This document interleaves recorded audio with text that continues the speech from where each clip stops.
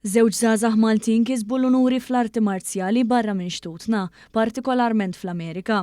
Żorna lil dawn iż-żewġ atleti waqt it-taħriġ tagħhom, kif anke wara li kisbu diversi unuri il-ħidma ma taqtaqat. Natalie Kuxkiri għaltilna xi jfissru għalli dawn l-unuri. Jiena ġibtu Grand Champion u ġibtu ukoll 3 medalji gold u waħda silver.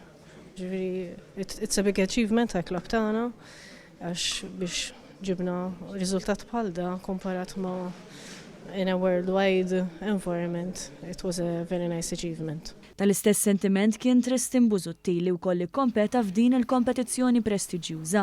Interessanti kienet intensiva u ħafna x'hemmhekk ikun hemm il-pressure ta' fejn tmur barra minn Malta u tikkompeti hemmhekk u jisek ma' dawn in-nies li ma tafx fejn hawnhekk int meta nitalmu mal-istess nies tkun taf ma xi qed titgħallem, tkompeti, imma hemmhekk nies ġodda. Tkellimna wkoll ma' Ian Wallis li jmexxi dan iċ-ċentru sportiv li spjega kif wara snin twal jgħallem din it-tip ta' arti marzjali huwa ta' sodisfazzjon kbira lih li jara l-istudenti tiegħu jagħmlu suċċess. Spjega wkoll kif dan it-tip ta' sport imur lil minn bisport, iżda wkoll jgħin fil-formazzjoni tal-karattru u l-emozzjonijiet.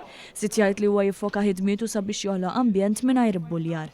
We've done together with the government of Malta, SETA, we've created a kind of package for the kids where this week they're going to work on effective communications, the following week on peer pressure, and then after that more focused on bullying. So it's a kind of workshop to help engage kids and to understand what bullying is, how to get past it or how to work with it.